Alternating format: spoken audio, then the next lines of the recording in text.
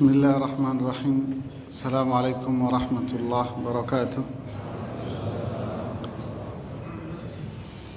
Innal hamdalillah nahmaduhu wa nasta'inuhu wa nastaghfiruh wa na'udzu billahi min shururi anfusina min sayyiati a'malina may yahdihillahu fala mudilla lahu wa may yudlil fala hadiya lahu. Asyhadu an la ilaha illallah wa asyhadu anna Muhammadan abduhu wa rasuluhu la nabiyya ba'dah. Amma ba'd. Para jemaah rahimani wa rahimakumullah, kita akan melanjutkan bahasan tafsir Al-Quran. Terakhir kita bicara pada tafsir surat Al-Ma'un. Kita lanjutkan pada surat di atasnya, yaitu surat Quraisy. Surat ini menarik bagi kita. Pertama dari sisi penamaannya. Kenapa surat ini dinamai dengan nama Quraisy? Artinya surat ini diberi nama dengan nama salah satu suku Arab, yaitu suku Quraisy yang mendominasi kota Makkah. Artinya mereka tinggal di kota Makkah dan itu pusat mereka. Kenapa diberi nama dengan nama Quraisy? Tentu jawaban sederhana, seperti yang dikatakan oleh para ulama, bahwa ini menunjukkan kemuliaan yang Allah berikan terhadap suku Quraisy, terlepas dari individu-individu yang ada di dalamnya. Jadi suku ini adalah suku Arab yang memiliki kemuliaan sehingga Allah menyebutkannya di dalam Al-Quran dalam satu surat yang tersendiri.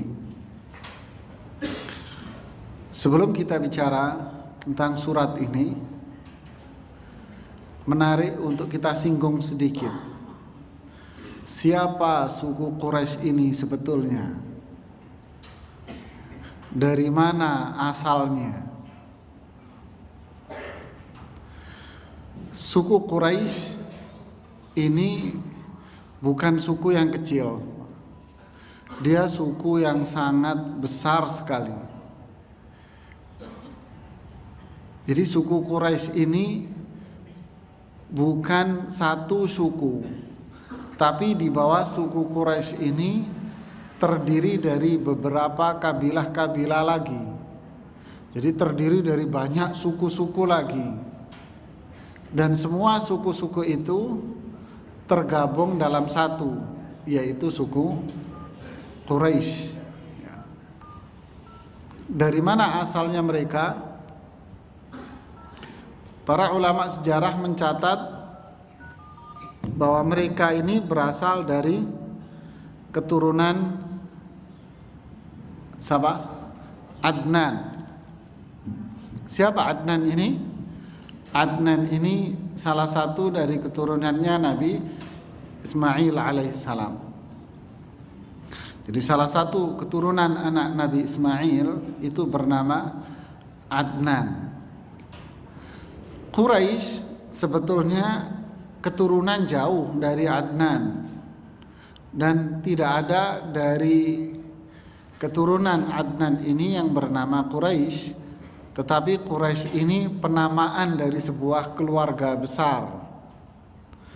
Tepatnya para ahli sejarah mengatakan Quraisy ini sebetulnya keluarga besarnya Nadhr bin Kinanah.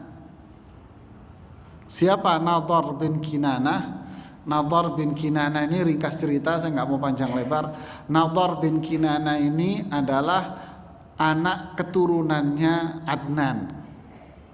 Berarti kalau kita lihat dari jalurnya itu jalur horizontal dari Nabi Ismail. Jadi nggak heran kalau kita sering mendengar bahwa Nabi yang berasal dari keturunan Arab asli siapa? Rasulullah. Ya, dari Ismail. Sedangkan yang lain di atas Rasulullah SAW berasal dari Ishak yang melahirkan keturunan Israel. Ya. Jadi sekali lagi, suku Quraisy itu berasal dari keluarga besar yang bernama Nadhr bin Kinanah. Jadi keluarganya dia ini yang disebut dengan Quraisy.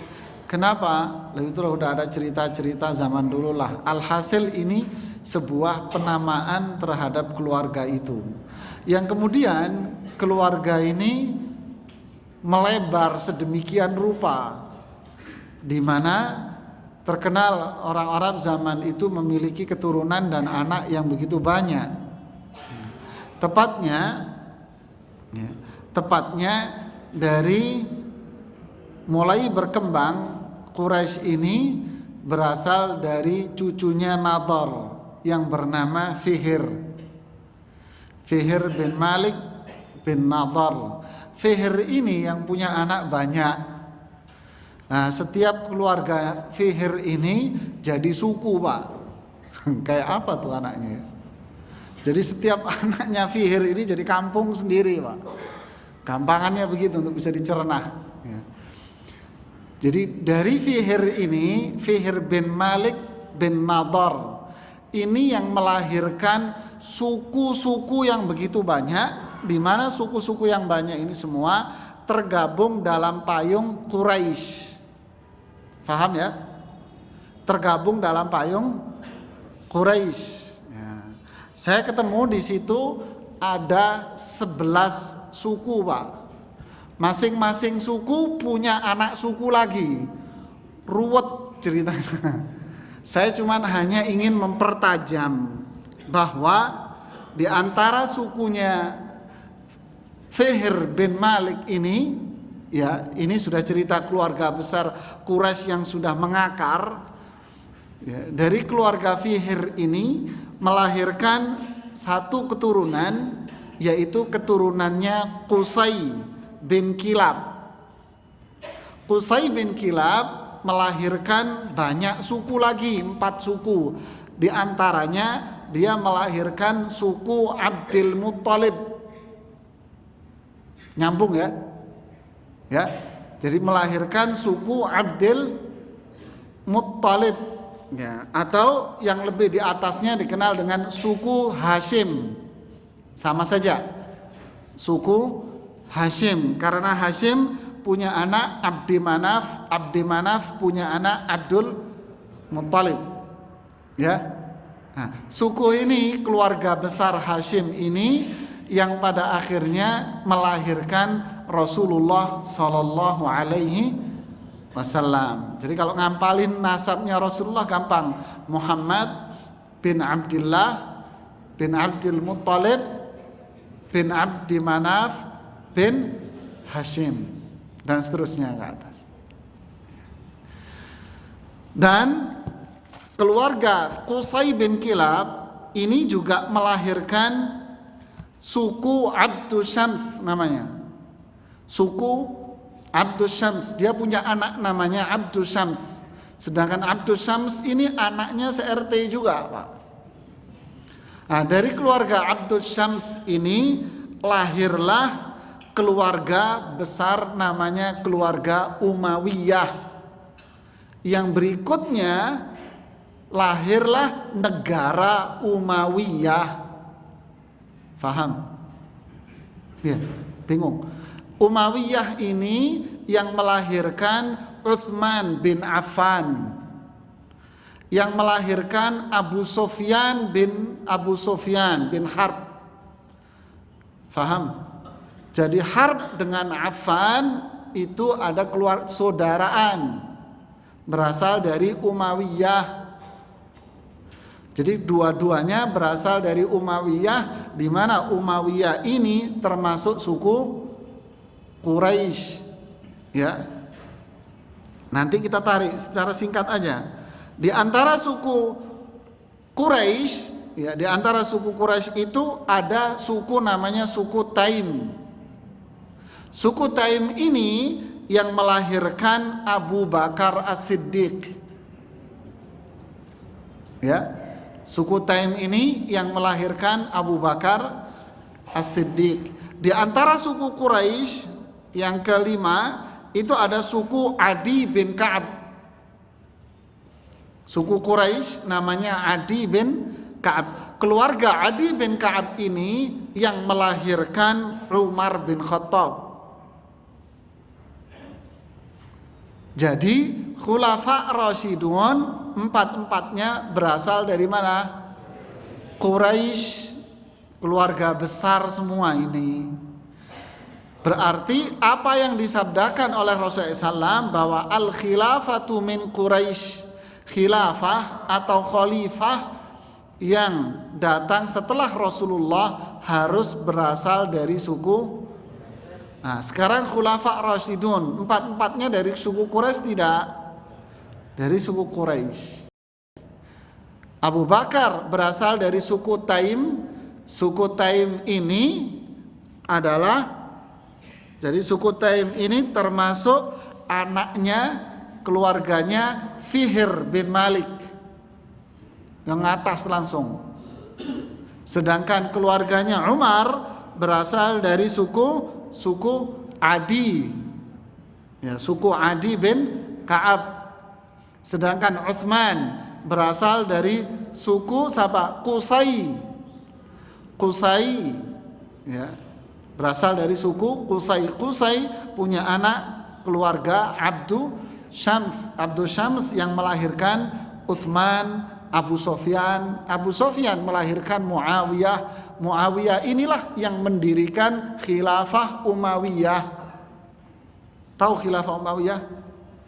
Jadi setelah habis khilafah Rasyidah, setelah habis khulafah Rasyidun dan dipegang oleh Hasan bin Ali selama 6 bulan, setelah itu khilafah kepemimpinan dipegang oleh keluarganya Muawiyah yang dikenal dengan khilafah Umayyah.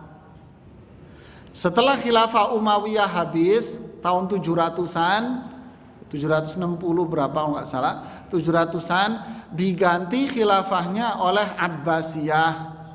Abbasiyah penisbatan dari Abbas bin Abdil. Jadi semua pemimpin khalifah sampai Abbasiyah itu berasal dari mana? Quraisy. Faham kenapa Quraisy itu menjadi suku yang mulia? Karena melahirkan siapa? Melahirkan pemimpin, Pak. Ya, mereka melahirkan pemimpin. Dan disitulah ada Rasulullah Sallallahu Alaihi Wasallam. Khadijah itu Quraisy, ibu Rasulullah SAW Aminah Quraisy. Mereka semua berasal dari keturunan yang mulia.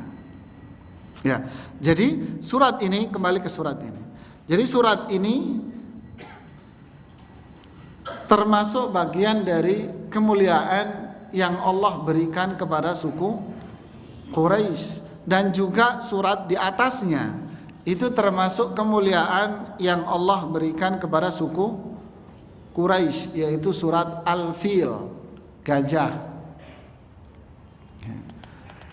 Ada beberapa hadis sebetulnya yang disahihkan oleh Syekh Al-Albani. Di antaranya saya sebutkan satu saja yang disahihkan oleh Syekh Albani di Sahih Targhib wa Tarhib. Rasulullah SAW mengatakan, inna hadzal amra fi Quraisy ma inistarhamu rahimu. Perkara ini hanya berada di tengah-tengah orang Quraisy. Jika mereka meminta kepada mereka sebuah kasih sayang, orang-orang Quraisy itu akan menyayangi mereka. Wa idza hakamu adalu, jika mereka berhukum mereka akan adil. Wa idza qasamu aqsamu, jika mereka bagi-bagi mereka akan membaginya dengan adil pula. Wa man lam yaf'al dzalika minhum fa 'alaihi la'natullahi wal malaikati wan nasi ajma'in. Jika mereka tidak melakukan itu, maka semua dari mereka itu akan kena laknat dari Allah dan para malaikat serta manusia semuanya. Jadi ini hadis menjelaskan tentang keutamaan suku Quraisy. Kembali ke surat ini. Surat ini menjelaskan apa yang Allah berikan kepada mereka, kemuliaan apa yang Allah berikan kepada mereka. Pada ayat yang pertama, ayat ini berbunyi li'ilafi Quraisy. Li'ilafi Quraisy. Jangan kebablasan bacanya. Sering saya mendengar orang baca li'ilafi Quraisy, kebablasan fa-nya. Pendek ya. Li'ilafi Quraisy. Kalau diterjemahkan di terjemahan Depak, di sini dikatakan li'ilafi Quraisy artinya karena apa? Kebiasaan orang-orang Quraisy. Coba kalian pikirkan. Tahu-tahu di permulaan surat muncul kata-kata karena. Kalau dalam hitungan bahasa, kalimat sempurna apa tidak? Hah? Ada orang datang ke bapak, tahu-tahu ngomong karena fulan. Apa jawaban audiens dari depannya? Kamu ini ngomong apa? Datang-datang kok karena? Gitu. Iya nak. Ini surat ini pembukaannya sudah karena apa? Menarik. Li'ilafi Quraisy. Di sini diartikan kebiasaan. Di beberapa kitab tafsir diartikan ilaf. Ilaf itu artinya al-jam'u wa dhamm. Jadi karena kebiasaan mereka untuk ngumpul-ngumpul, Pak. Jadi ilaf, kebiasaan mereka untuk ngumpul. Kebiasaan orang-orang Quraisy ngumpul. Ngumpul dalam rangka apa? Dilanjutkan di ayat keduanya, ila fihim, ngumpul-ngumpul mereka itu dalam rangka rihlah. Apa rihlah di sini? Bukan rekreasi, tapi di sini diartikan perjalanan. Jadi mereka berkumpul dan itu menjadi sebuah kebiasaan mereka untuk ngumpul-ngumpul itu, dan ngumpulnya dalam rangka melakukan sebuah perjalanan. Perjalanan mereka dilakukan di dua musim, musim syita dan musim saif. Apa syita? Musim dingin. Musim saif apa? Musim panas. Jadi mereka keluar dari Makkah, ya, karena tinggal mereka di Makkah. Mereka keluar dari Makkah. Kalau mereka keluar itu rombongan, dan itu sudah menjadi kebiasaan mereka. Keluarnya di dua musim ini aja. Ini adalah bentuk karunia yang Allah berikan kepada mereka. Pertanyaannya kembali, hubungannya apa surat ini? Hubungannya dengan apa? Kok tahu-tahu muncul karena? Kaitannya dengan apa? Hah? Kaitannya dengan apa? Sebagian ahli tafsir mengatakan surat ini berkaitan dengan surat setelahnya. Berarti kan setelahnya, di atasnya, surat Al-Fil. Kaitannya dengan di atasnya. Apa hubungannya? Yaitu Allah Subhanahu wa ta'ala telah menyelamatkan mereka dari serangan Abraha. Nanti kita jelaskan di pertemuan berikutnya bagaimana kisah Abraha menyerang Ka'bah. Apa pemicunya? Ya, apa pemicunya? Allah menyelamatkan mereka dari serangan Abraha. Dan Allah membinasakan semua pasukan Abraha itu dengan bala tentaranya semuanya, dengan gajah-gajahnya semua Allah binasakan. Untuk itulah mereka memiliki kebiasaan suka ngumpul akhirnya. Paham? Jadi karena itu, karena kemuliaan yang Allah berikan kepada mereka, Allah kasih mereka keamanan, rasa aman, diselamatkan mereka dari penyerbuan pasukan Abraha. Akhirnya mereka menjadi satu kaum yang mempunyai kebiasaan baik, yaitu suka ngumpul. Jadi mereka bersatu padu untuk melakukan sesuatu yang menguntungkan buat mereka. Ini penggabungan yang dilakukan oleh sebagian para ulama. Sebagian yang lain mengatakan kalimat ini sebetulnya berhubungan dengan ayat yang kedua. Maknanya bahwa orang-orang Quraisy memiliki suatu kebiasaan, yaitu mereka suka melakukan perjalanan secara bersama-sama. Perjalanan mereka ini dalam rangka dagang. Rihlatas syita'i was-saif, perjalanan dagang. Jadi kalau mereka itu dagangnya bareng-bareng. Mereka lakukan di dua musim, musim syita dan musim saif. Syita itu mereka pergi ke mana? Ke Yaman. Ngapain? Mengambil mahsulat zira'iyah. Seperti yang dijelaskan Syekh Utsaimin di tafsir Juz Amma, di musim syita ini mereka belanja memborong zira'iyah, pertanian, hasil-hasil pertanian. Mereka memborong itu dari Yaman. Kemudian di musim saif, musim panas, mereka pergi ke Syam. Ini hubungan antara ayat pertama dengan ayat yang kedua. Jadi kayaknya sama saja, bukan sama saja, ini bisa digabung jadi satu, bahwa Allah ini memberikan kemuliaan banyak kepada suku Quraisy. Apa itu? Yang pertama, Allah selamatkan mereka dari serangan Abraha. Yang kedua, Allah berikan kenikmatan kepada mereka berupa apa? Perjalanan. Allah jadikan mereka ini menjadi satu kaum yang bisa ngumpul jadi satu untuk bisa melakukan perjalanan dagang. Jadi kalau dagangnya itu bareng-bareng Pak belanjanya. Contoh pada waktu kisah Abu Sufyan pergi ke mana? Ke Syam, yang memicu terjadinya perang Badar. Pertanyaannya, perjalanan Abu Sufyan itu di musim apa? Taunya dari mana?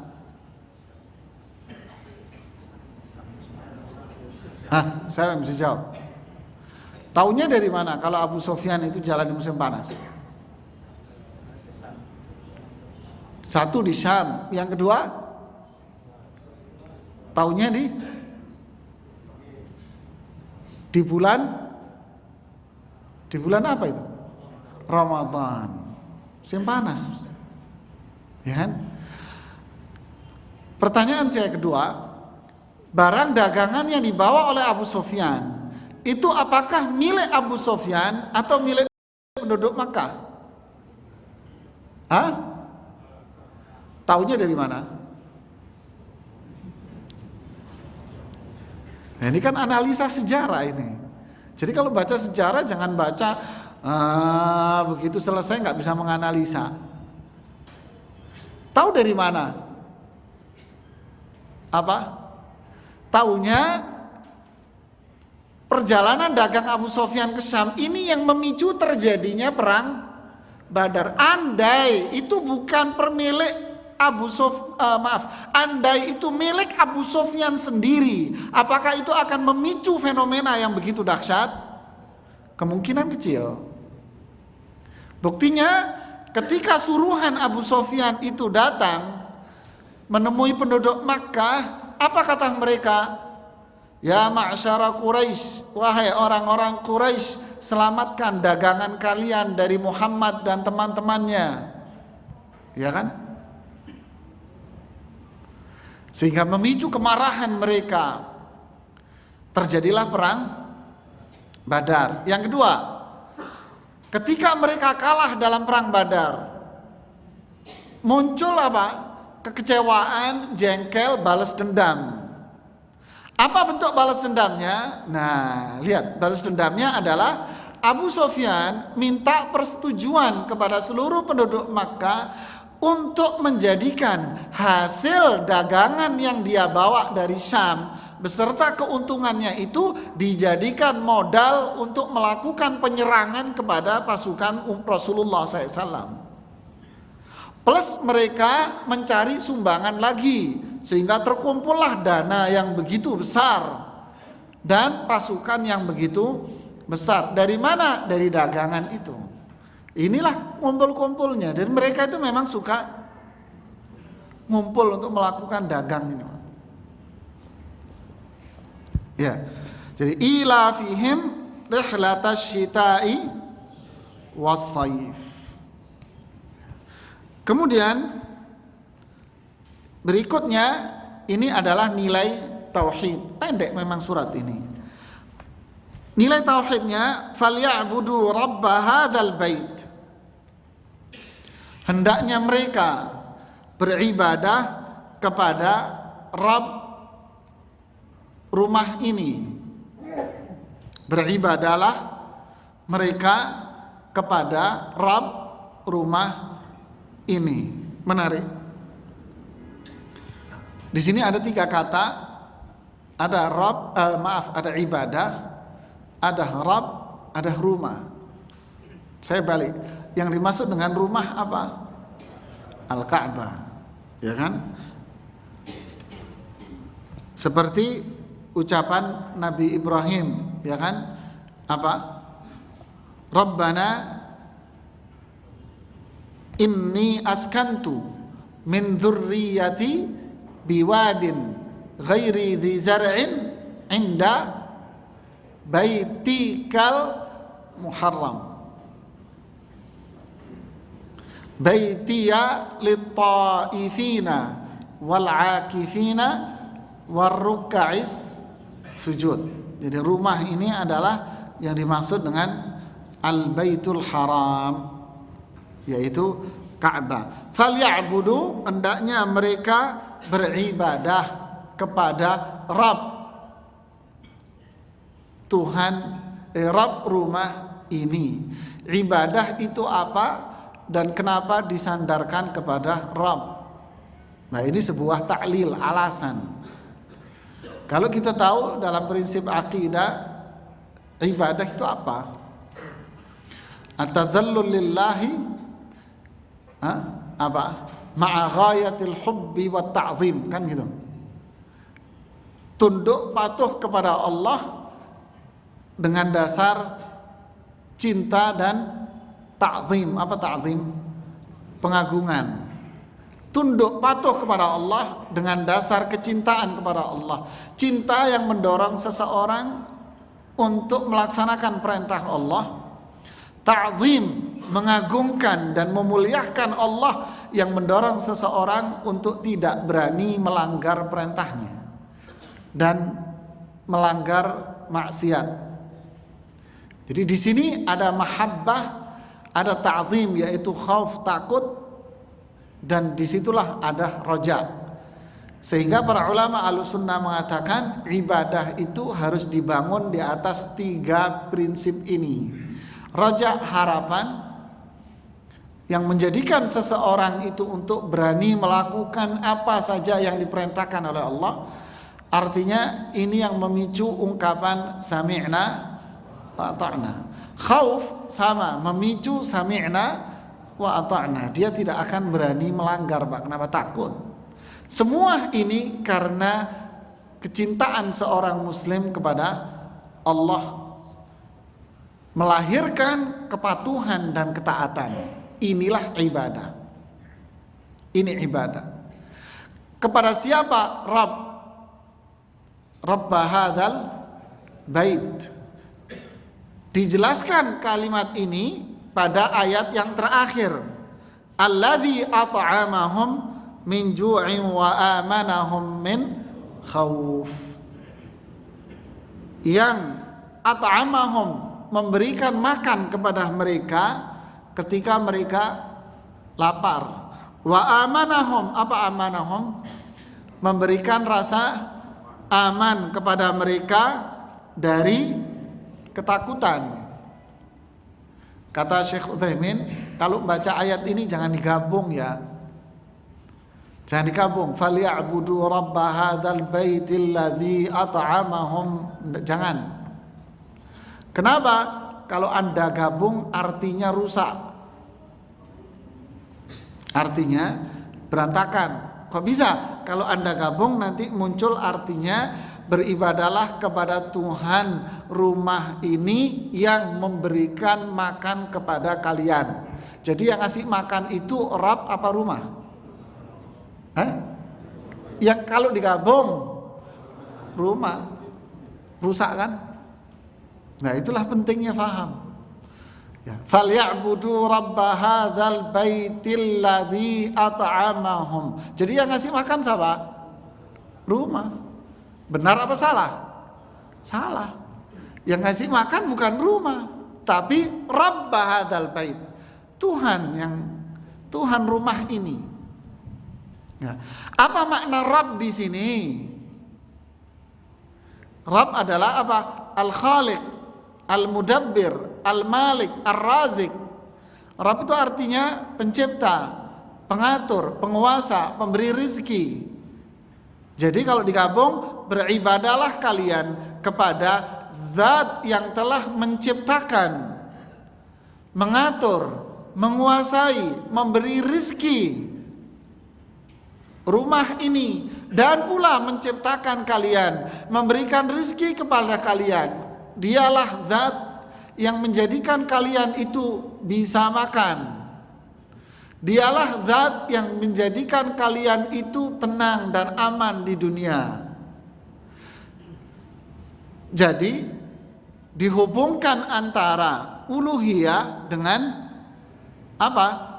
Rububiyah. Jadi orang yang beriman dengan rububiyah Allah mengharuskan dia untuk beribadah hanya kepada Allah. Sehingga orang yang percaya dengan rububiyah saja tetapi dia tidak mau dengan uluhiyahnya, maka sama saja dengan orang musyrik Makkah pada waktu itu. Siapa yang menciptakan Ka'bah? Siapa yang menciptakan kalian? Mereka menjawab Allah. Tapi kenapa berbuat syirik? Tetap mereka mendapat predikat musyrik. Jadi iman kepada rububiyah menjadikan seseorang itu harus beriman kepada Allah dalam konteks ibadah hanya kepada Allah Subhanahu wa ta'ala. Muncul dari sini para jamaah, kenapa syirik itu dosa paling besar? Ya kan? Karena dia secara tidak langsung atau secara langsung menyandingkan sesembahan dia itu dengan Allah. Berarti dia mampu mencipta, mampu memberikan rezeki kamu dan sebagainya. Sehingga falyabudu rabb hadzal al-bait.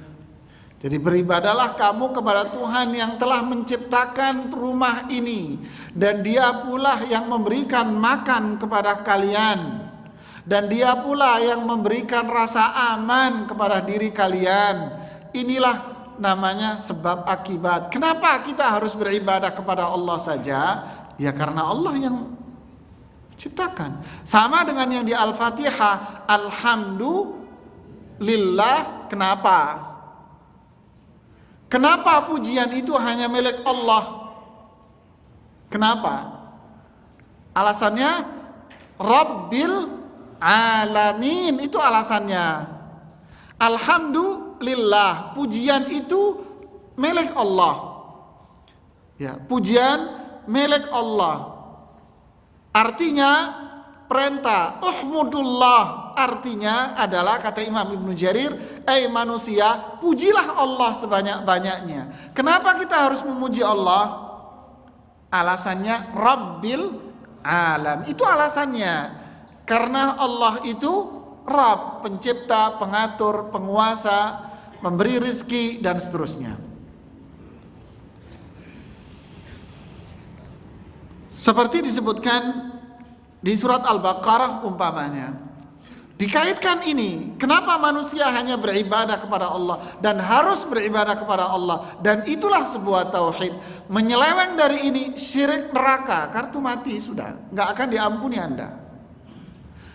Alasannya disebutkan pula sama senada dengan ayat ini di Al-Baqarah mulai dari ayat 21. Ya ayyuhan nasu ubudu, wahai manusia, beribadahlah kamu kepada siapa? Rabbakum, loh, tidak menggunakan ubudullah, tidak. Beribadahlah kepada Allah, tidak. Ayat ini tidak mengatakan itu. Ayat ini mengatakan apa? Beribadahlah kepada Rabb kamu. Berarti yang menjadikan manusia harus bertauhid, beribadah hanya kepada Allah karena Rabb rububiyah ini.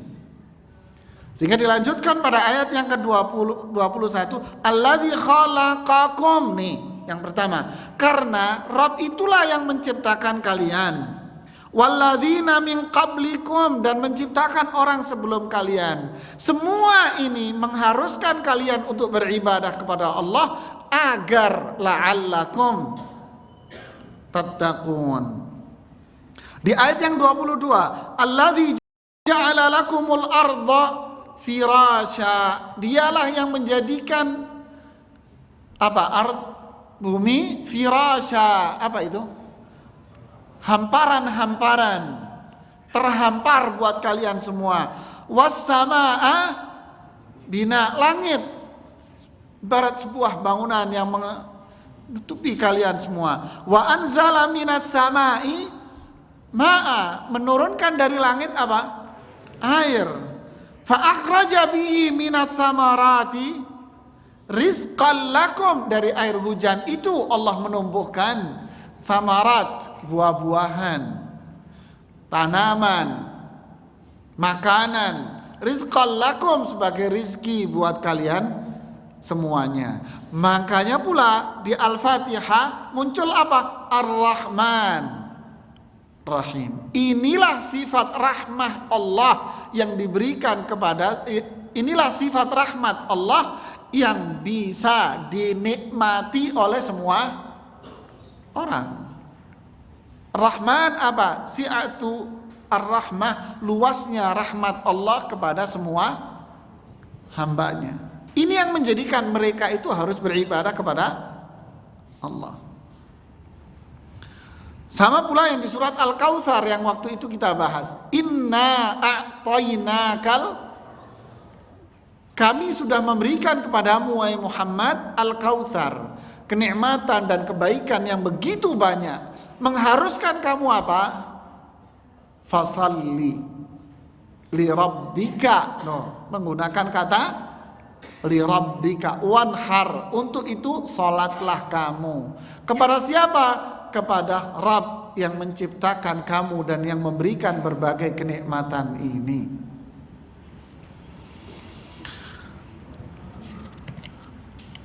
Kemudian yang menarik lagi di sini di ayat ini, Allah berfirman, "Allazi at'amahum min ju'in wa amanahum min khauf." Dialah Allah yang memberikan makan kepada kalian. Di sini digabungkan antara apa itu? Al-it'am dan apa itu? Al-aman, makan dan tenang. Ada kenikmatan di dunia yang lebih dari ini, Pak? Hah? Apa? Ada? Kenyang, hati tentram, badan sehat. Hasilnya apa? Dunia milik Anda. Ya kan? Ini kenikmatan yang dicari semua orang. Perut kenyang, hatinya tenang, pikiran tenang, gemuk badan, Pak. Bener gemuk. Pikiran gak tenang, melahirkan apa? Melahirkan gula darahnya naik, jantungan, Pak. Ya kan? Dia bisa makan segala macam, tapi pikirannya tidak tenang. Bisa kena sakit jantung, bisa kanker, bisa macam-macam, 1001 macam penyakit. Kadang orang kena gula, dia nggak makan macam-macam, sudah dikontrol makannya, luar biasa dikontrol makannya. Kalau perlu sesendok sekali makan. Tapi tetap yang terjadi apa? Gulanya naik terus. Kenapa? Nggak tenang Pak hatinya. Ini Allah kasih sama manusia. Makanan ada, pikiran tenang. Sudah mau apa lagi? Ya kan? Kata Rasulullah apa? Man asbaha minkum apa? Mu'afa fi badanihi. Apa? Aminan fi sirbihi lahu qutu yaumihi. Barang siapa dia bangun pagi-pagi badannya sehat, Pak. Tenang pikirannya, hatinya tenang, Pak. Makanan yang bisa dimakan hari itu ada. Dunia milik Anda, kata Nabi. Faka'annama hizat lahud dunya. PN dunia, Pak, kata orang Surabaya, Pak. Dunia milik Anda sudah. Inilah kebahagiaan.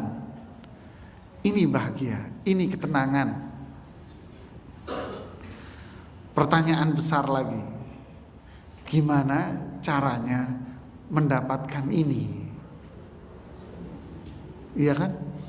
Banyak orang harta banyak, gambarannya ini pikirannya mesti tenang ini Pak. Gimana caranya? Caranya adalah sholat dulu. Alhamdulillah, salatu wassalamu ala rasulillah, wa ba'd.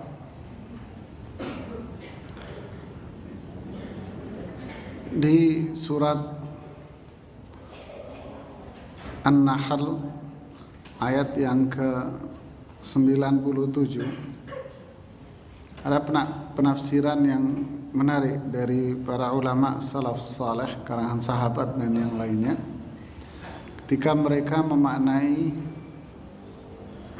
firman Allah di sini hayatan thayyibah, kehidupan yang bahagia. Allah berfirman, "Man 'amila salihan min dzakarin aw untha wa huwa mu'min falanuhyiyannahu hayatan thayyibah wa lanajziyannahum ajrahum bi ahsani ma kanu ya'malun."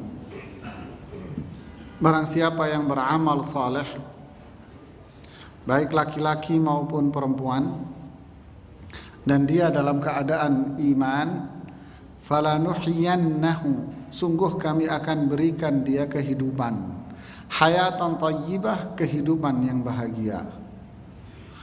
Apa kehidupan bahagia? Dijelaskan oleh di antara para sahabat seperti Ali bin Abi Thalib, bin Abbas dan yang lainnya, dikatakan adalah insyirahus sadr. Apa itu? Hati yang lapang. Hati yang lapang, rezeki yang cukup, bukan banyak, cukup, rezeki yang cukup. Itulah kebahagiaan. Kapan dia mendapatkannya? Mendapatkannya sama ayat ini dengan yang di Quraisy ini. Man 'amila salihan, barang siapa yang beramal saleh, kemudian wahwa mu'min, dan dia beriman. Di surat ini digabung dengan falya'budu, beribadalah. Jadi ini semua yang akan menghasilkan kebahagiaan seseorang di dunia. Kemudian kita lihat di hadis, ajaban li amril mu'min inna amrahu kullahu khair, mengherankan atau diartikan oleh para ahli hadis, sungguh sangat indah kehidupan seorang orang beriman. Mengherankan, dan itu sebuah keindahan. Sungguh indah kehidupan orang beriman itu. Inna amrahu kullahu khair. Semua perkara yang ada pada dirinya itu baik. Tidak ada yang buruk bagi dirinya. Apa kelanjutannya? Walaisa dzalika li ahadin illa lil mu'min. Ini tidak akan bisa diperoleh oleh siapapun kecuali orang yang beriman. Hatinya penuh kebahagiaan. Jadi ternyata makan bukan sekedar menu yang disantap. Ketenangan pikiran hati bukan duniawi, tetapi itu adalah sebagian dari sarana. Tapi yang menjadikan jiwa dan pikirannya itu tenang, perutnya kenyang, itu adalah iman dan amal soleh dia. Tanpa iman dan amal soleh, makanan yang dia makan itu tidak menjadikan dia itu bahagia. Dunia yang dia miliki tidak akan bisa menjadikan dia itu bahagia. Dia akan terbelenggu, justru akan terbelenggu. Tapi imanlah yang bisa menjadikan seseorang itu bahagia. Inilah yang dibahasakan oleh para ulama tafsir, bahwa surat ini mengajarkan kita hakikat makna dari sebuah syukur kepada Allah. Syukur itu bukan di mulut, tapi syukur itu adalah ibadah. Bersyukur kepada Allah atas harta yang Anda peroleh bukan dengan mulut, tapi dengan, kalau ada fakir miskin, keluarin fulusmu mas. Ya, itu syukur namanya. Kalau ada orang miskin di depan Anda, keluarin duitnya, itu namanya syukur. Syukur itu namanya tunjukkan dengan perilaku Anda, dengan ibadah Anda kepada Allah. Itulah syukur. Dengan hati, lisan, dan perbuatan. Ini yang menjadikan itu kebahagiaan. Wallahu a'lam shawab. Ini yang bisa kita sampaikan pada tafsir surat Quraisy. Mudah-mudahan bermanfaat buat kita semuanya. Fadhal, kalau ada pertanyaan yang ingin disampaikan, silakan. Fadhal. Assalamualaikum.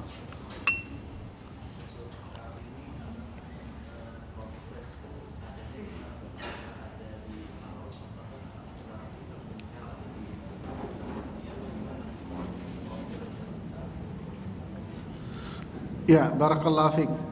Pertanyaan bisa saya tangkap, apakah sekarang ada suku Quraisy? Jawabannya saya tidak tahu. Ya, karena akarnya sudah terlalu jauh. Nah, kalau para ulama mengatakan Imam Syafi'i itu berasal dari suku Quraisy. Dari mana? Dari suku Muttalib. Jadi Qusay bin Kilab itu melahirkan keluarga Muttalib. Melahirkan keluarga Muttalib. Muttalib ini yang berasal dari Imam Asy-Syafi'i rahimahullah. Jadi Imam Syafi'i Muhammad bin Idris dan seterusnya Al-Qurashi. Sekarang ada? Wallahu a'lam. Saya enggak tahu. Ya, fadhal. Ente komentarin sendiri aja. Ya, yang lainnya. Pertanyaan yang bagi saya nggak penting. Kenapa? Mengukur orang itu mulia bukan dengan keturunannya. Keturunan kalau memang dia memang keturunan Habib atau keturunan Rasulullah, yang penting adalah amal dan ibadahnya. Amal, ibadah, dan iman. Siapapun orangnya, kata Imam Syafi'i, idza ra'aitumur rajula yatiru 'alal hawa wa yamshi 'alal ma' fala taghtarru bihi hatta taraw 'amalahu 'alal kitabi wa sunnah. Kata Imam Syafi'i, kalau kalian melihat orang bisa terbang dan bisa berjalan di atas air, jangan tertipu. Kamu lihat dulu amalnya, sesuai Quran atau sunnah. Sesuai Quran enggak? Sesuai sunnah enggak? Kalau enggak sesuai, dukun namanya mas. Apapun Anda, ya, itu ukurannya. Jadi jangan terperangkap dengan itu semua. Memang kalau memang keturunan, ya tentu kemuliaan dan penghormatan kepada mereka melebihi orang biasa. Satu. Yang kedua, mereka tidak boleh menerima sedekah. Ya kan? Mereka tidak boleh menerima sedekah sama sekali. Ya. Pertanyaan lagi.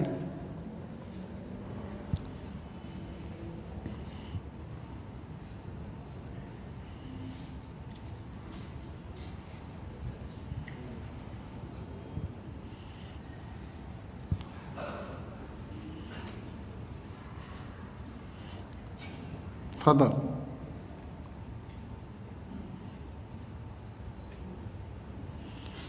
Gak ada pertanyaan? Alhamdulillah. Oh ada. Ya.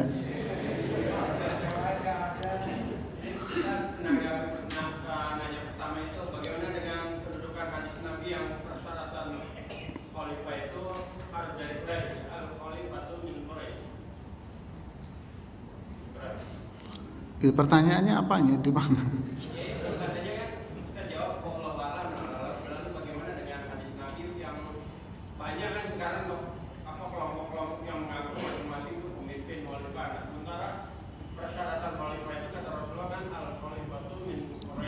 Ya, semua khalifah itu dari Quraisy, Mas. Mau nanya khalifah siapa? Khulafa Ar-Rasyidun seperti yang saya jelaskan tadi. Semua mereka berasal dari keturunan Quraisy. Setelah Khulafa Ar-Rasyidun habis dengan siapa? Dengan penyerahan khilafah dari Hasan bin Ali kepada Muawiyah. Khulafa Ar-Rasyidun itu 5. Yang kelima siapa? Hasan bin Ali, cuma 6 bulan tapi. Setelah itu diserahkan kepada Muawiyah. Inabni hadza sayuslihu baina ta'ifatain au kama qala. Kata Rasulullah apa? Cucuku ini nanti dia yang akan mereda dua konflik, dua kelompok yang bertikai. Penyerahan Hasan bin Ali atas khilafah kepada Muawiyah itu yang disampaikan oleh Nabi bahwa dia akan menengahi antara dua kelompok yang bertikai. Itu sudah mukjizat Nabi. Setelah Hasan bin Ali selesai, barulah khilafah dipegang oleh turunan Umayyah.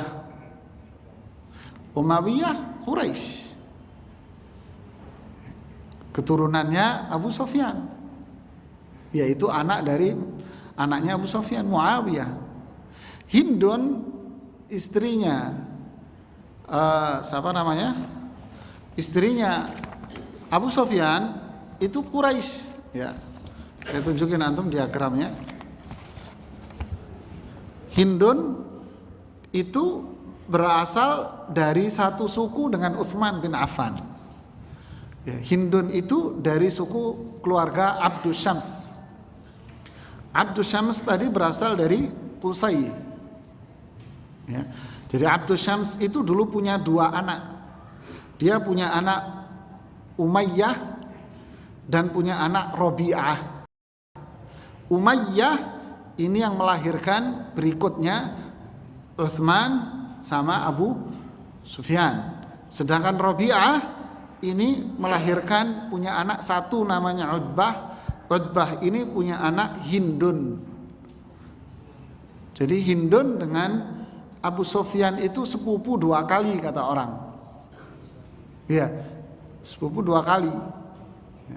Jadi itu dua-duanya adalah Quraisy. Punya anak Muawiyah. Muawiyah masuk Islam lebih dulu daripada ayahnya dan ibunya.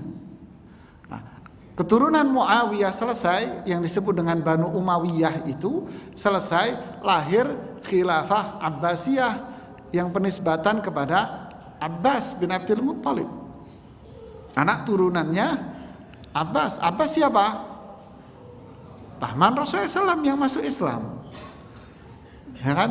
Nah, setelah itu khilafah di Andalus, kemudian khilafah di mana-mana, itu semua berasal dari keturunan Quraisy. Cuman, ya ini yang saya tidak mau bicara. Cuman Imam Suyuti di dalam kitab At-Tarikh, Imam Suyuti punya kitab namanya Tarikh. Ya, Tarikh. Di kata pengantarnya, beliau tidak mau mengakui keberadaan negara Fatimiyah dan negara Ubaidiyah.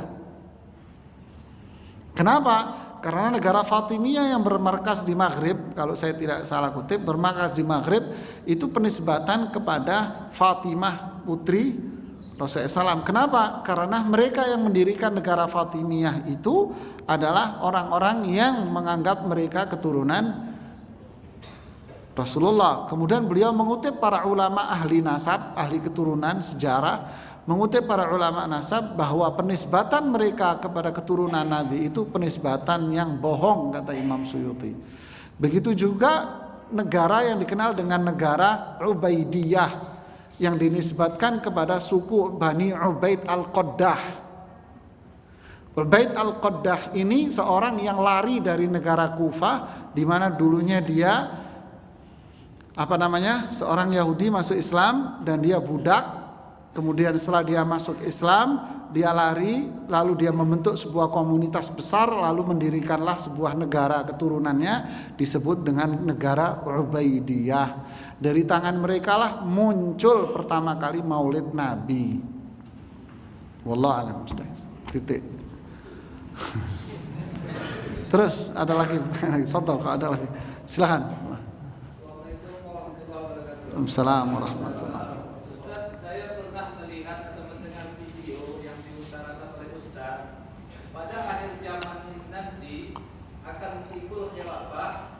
Yang garis keturunannya dari Rasulullah, dan di situ banyak hadis-hadis yang diutarakan. Saya bahkan katanya ada hadis mutawatir.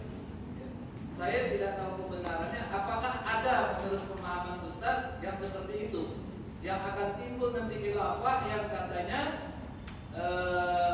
namanya akan sama dengan namaku dan bapaknya sama dengan bapakku. Seperti itulah yang dikatakan oleh Ustadz itu. Saya ada videonya. Dan apakah ada itu menurut pemahaman Ustadz, menurut pengetahuan Iya. Ustadz? Barakallahu fiik. Kalau tidak salah yang Bapak sebutkan itu siapa? Ada yang tahu jamaah? Imam Mahdi, Pak. Jadi itu ciri-cirinya Imam Mahdi. Ya, Imam Al-Mahdi. Mahdi versi Ahlus Sunnah. Bukan Mahdi versi Darul Arqam Malaysia. Kalau Darul Arqam Malaysia, Imam Mahdinya muncul di Wonosobo.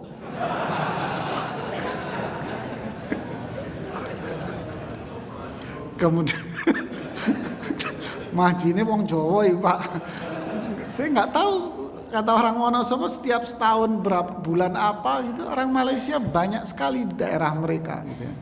Oke, versi Imam Mahdi Syi'i siapa? Masih dalam gua. Kok nggak mati-mati gitu Pak ya? Cerita Koping Hoa aja.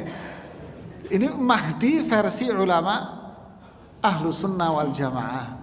Namanya sama dengan namaku, keturunannya bersambung kepada Rasulullah Sallallahu Alaihi Wasallam. Ini yang disebutkan oleh Rasulullah SAW. La taqumus sa'atu hatta tarawnaha 10 ayat. Kiamat itu tidak akan muncul sampai kalian melihat 10 tanda. Di antaranya apa? Khurujul Mahdi, keluarnya Imam Mahdi yang akan menjadi pemimpin buat umat Islam pada waktu itu. Tapi ya kiamat sebentar lagi, Mas, sudah. Ya. Ada lagi yang di depan tadi? Enggak, yang di depan tadi. Fadhal. Ustaz, kalau ada pemimpin besar sekarang ini yang mengklaim keturunan Quraisy, ada penyair Arab bilang gini, Mak. Kullun yadda'i bihubbi Laila wa Laila ma tubdi bidaka. Semua mengaku kekasihnya Laila. Tahu Laila? Ya. Semua mengaku kekasihnya Laila, tapi Laila nggak kenal dengan dia. Artinya, sudahlah, ini dunia, Mas. Semua orang bisa mengaku sih dia saudara saya, Pak. Iya kan? Kalau orang sudah naik jabatan, saudara saya itu, Pak. Saudara ketemu kapan? Sudahlah. Artinya apa? Berita yang baina hafatain, sudah kita berdiri di antara dua tebing. Mau kemana? Ya, nggak bisa dipercaya 100%, didustakan 100% juga nggak bisa percaya. Terus apa? Cuekin aja. Ya.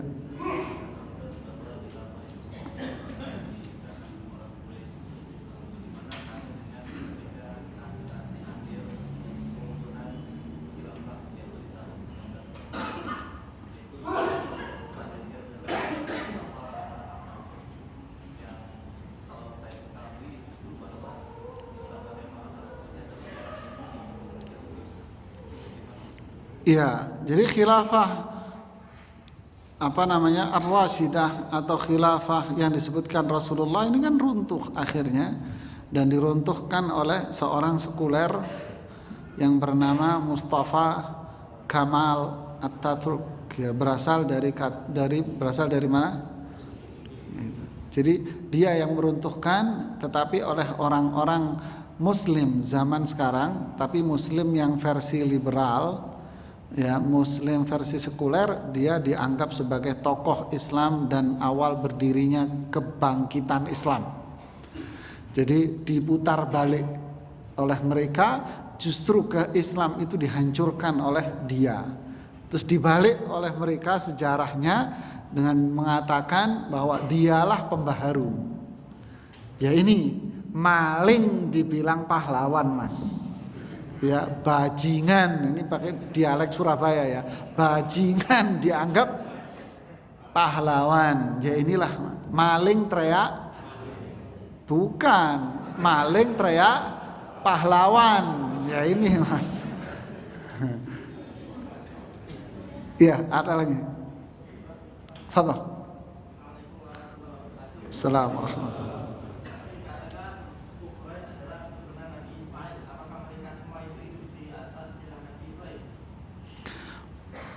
Suku Quraisy itu mendiami mana? Makkah.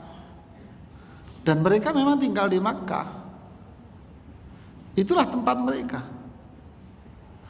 Makanya sebagian ahli sejarah mengatakan ada sekian suku Quraisy, ada berapa tadi itu saya lihat. Ada 6 atau 7 suku Quraisy itu yang dinyatakan keluar dari Quraisy sejak zaman jahiliyah. Kenapa? Karena mereka melepas diri dari keberadaan komunitas mereka di Makkah. Nah, jadi Makkah inilah markas mereka, orang-orang Quraisy. Ya. Kenapa? Ya, sejak inni askantu min dzurriyyati biwadin ghairi dzi zar'in. Jadi sejak, kata Nabi Ibrahim mengatakan, sejak aku meletakkan anakku dan istriku tinggal di lembah yang gersang, tidak ada tanaman sedikit pun, yaitu Nabi Ismail dengan ibunya sendirian. Nah, disitulah setelah muncul Zamzam, muncullah kabilah Arab asli, ya kan? Muncul kabilah Arab asli apa? Kabilah apa? Jurhum. Nah, muncul kabilah Arab asli Jurhum. Lalu Nabi Ismail belajar bahasa Arab dengan lisan yang fasih dan benar-benar fasih, belajar dari mereka, lalu muncullah keturunan-keturunan Arab dari Nabi Ismail. Sedangkan Ishak tinggal di daerah Persia. Nah, dari situ lahirlah keturunan-keturunan Yakub. Yakub inilah yang melahirkan keturunan Israel. Makanya orang Israel jengkel, kenapa nabi yang terakhir itu orang Arab? Ya, wallahu alam. Ada lagi?